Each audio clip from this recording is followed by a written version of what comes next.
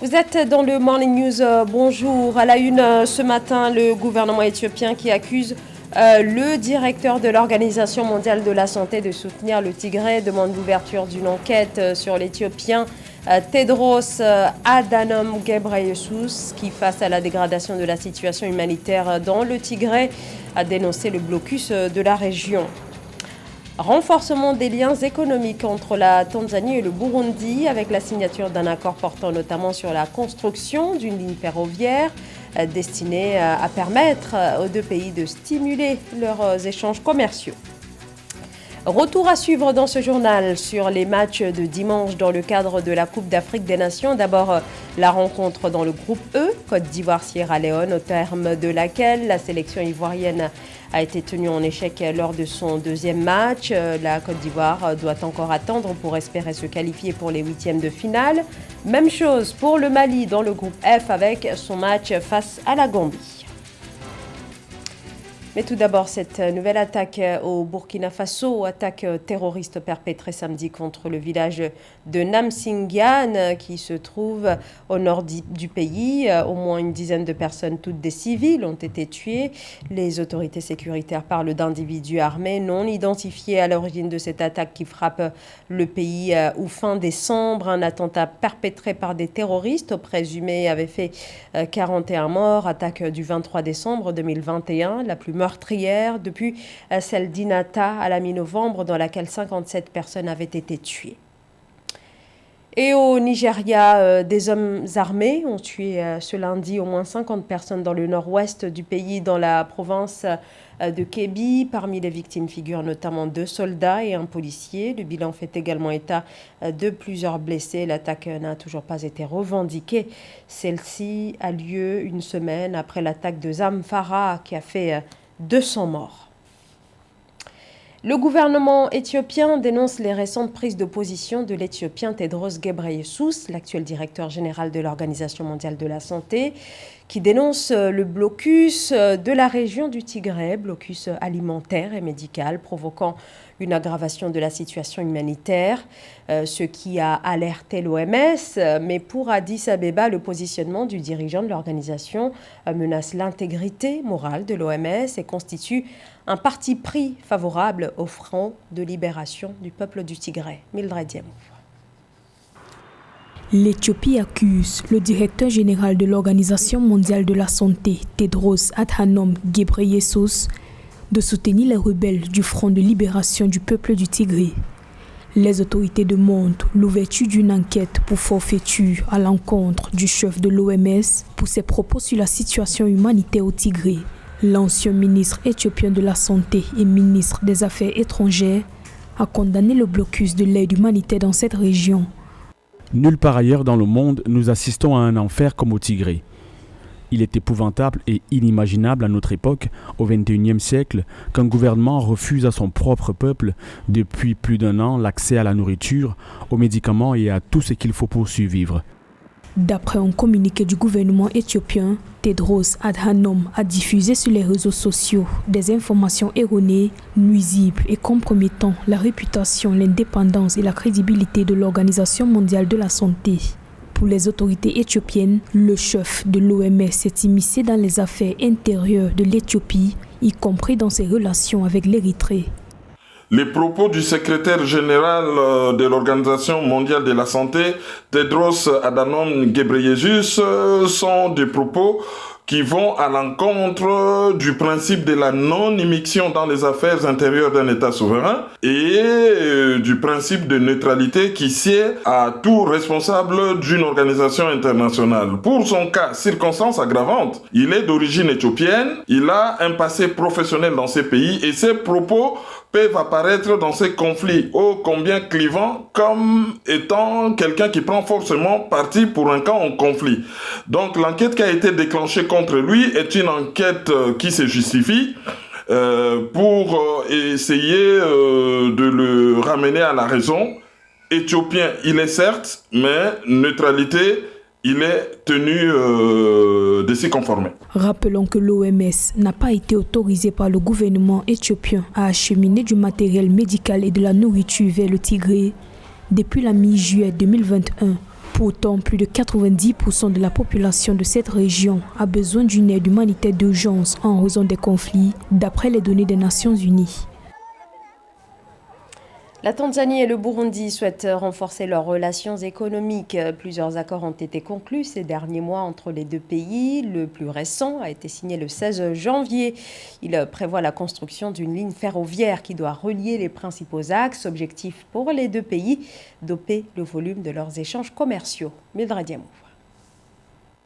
La Tanzanie et le Burundi entendent renforcer leur infrastructure ferroviaire afin de faciliter les échanges commerciaux. Les deux pays ont signé le 16 janvier 2022 un accord d'une valeur estimée à 900 millions de dollars. Cet accord permettra la construction d'un chemin de fer de 282 km qui reliera la ville d'Uvinza dans l'ouest de la Tanzanie à Gitega, la capitale burundaise.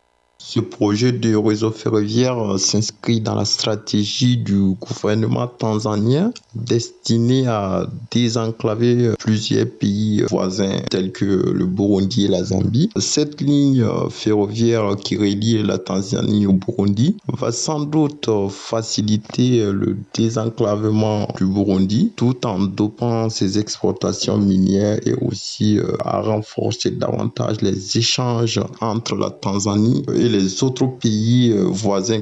Cette ligne ferroviaire va stimuler le trafic de marchandises et de passagers entre les deux nations est-africaines et les 4 autres États membres de la communauté d'Afrique de l'Est, à savoir le Kenya, le Rwanda, le Soudan du Sud et l'Ouganda. Elle permettra également de parvenir à une intégration économique. Avec ses ports maritimes massifs, la Tanzanie constitue un lien commercial essentiel pour les pays voisins enclavés comme le Burundi et la République démocratique du Congo. Ce projet de chemin de fer va aussi sans doute renforcer l'intégration économique de l'Afrique australe tout en réduisant l'influence économique de l'Afrique du Sud sur les pays de la zone. Le trafic de marchandises à destination du Burundi passant par le port tanzanien de Dar es Salaam est estimé à environ 476 809 tonnes par an. Notons que la Tanzanie construit actuellement une voie ferrée de 1637 km devant relier le port de Dar es Salaam à des pays voisins dont le Rwanda et la République démocratique du Congo. Les autorités nigérianes indiquent qu'après plusieurs mois de négociations, Twitter a finalement accédé à toutes les conditions fixées par le gouvernement fédéral. Twitter, de nouveau opérationnel dans le pays après 7 mois de suspension du réseau social accusé par les autorités fédérales nigérianes d'avoir une mission suspecte contre le gouvernement. C'est un sujet de la rédaction. Après des mois de suspension, Twitter est de nouveau autorisé au Nigeria.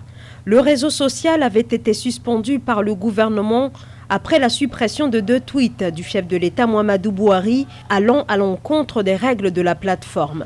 Pour parvenir à cette levée de l'interdiction annoncée le 12 janvier, il aura fallu des mois de négociations avec le géant de la Silicon Valley. Je suis vraiment content parce que je l'ai vu hier soir et je dois dire que je suis vraiment heureux. La plupart d'entre nous ont utilisé un VPN. Cela n'a pas vraiment empêché la plupart d'entre nous de tweeter. Et nous tweetions avec peur, vous savez. Mais maintenant, nous pouvons tweeter librement, nous pouvons exprimer nos voix librement. J'ai juste l'impression que notre voix nous a été rendue.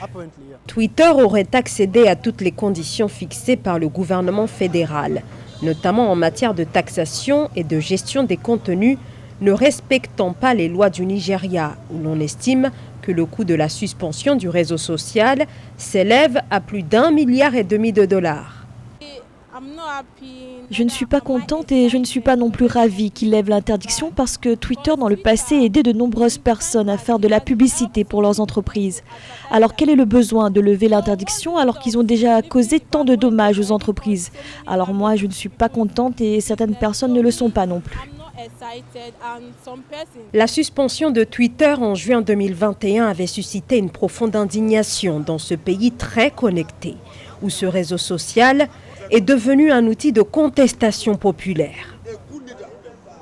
Le Mali et la Gambie s'affrontaient dimanche dernier dans le cadre de la 2e journée de la phase de groupe de la Coupe d'Afrique des Nations, mais pas de vainqueur.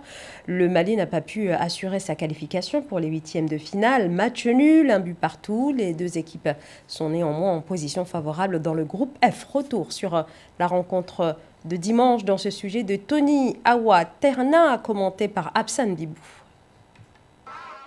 Les spectateurs ont rempli les gradins du stade Omnisport de Limbé ce dimanche 16 janvier dans le cadre des rencontres Gambie contre Mali.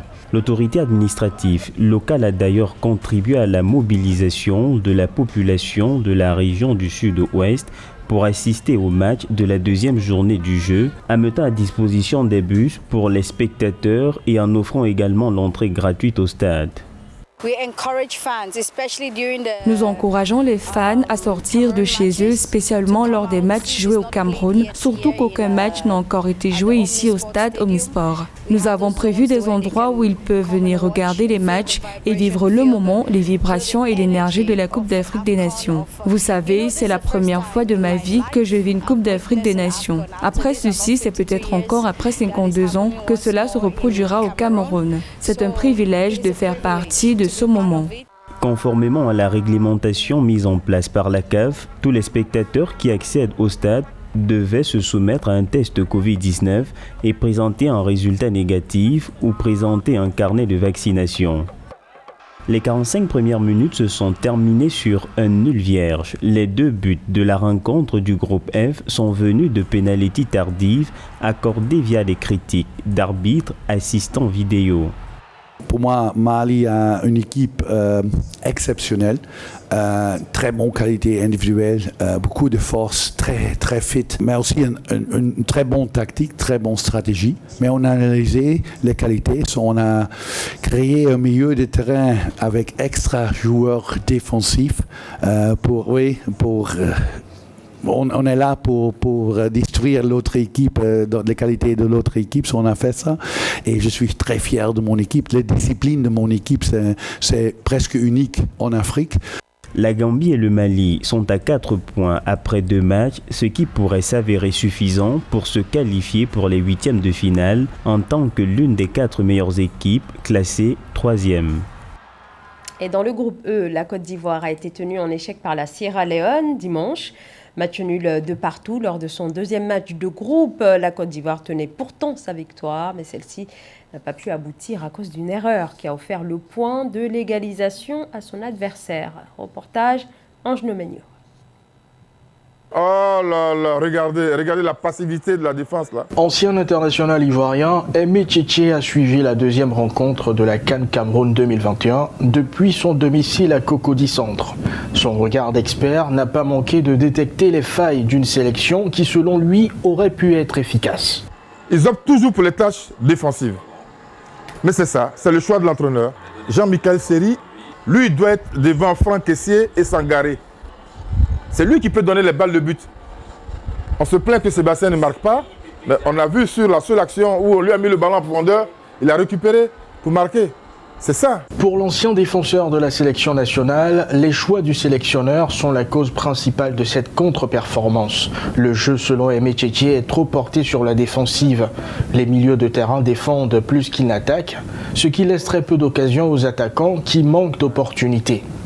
Cet entraîneur, il ne m'inspire pas confiance, je l'ai dit depuis longtemps. Il est un peu frileux, Patrice Baumel. Il est un peu frileux. Où est passé Jérémy Boga?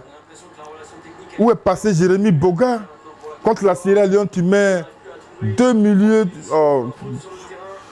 Alors que Jérémy Boga, il a sa place. Franck n'est pas dans le match. Franck Kessié, il peut certainement marquer un but d'un mal l'autre, mais il n'est pas dans le match. Il n'est pas dans le match. Score final, 2 buts partout entre la Côte d'Ivoire et la Sierra Leone. L'heure est au calcul et aux probabilités. En effet, la qualification en 8e de finale pour les Ivoiriens va se jouer lors de la dernière journée de la poule E.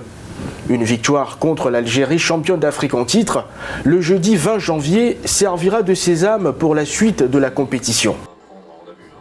C'est la fin de ce journal. Merci de votre fidélité. L'information continue sur Africa 24.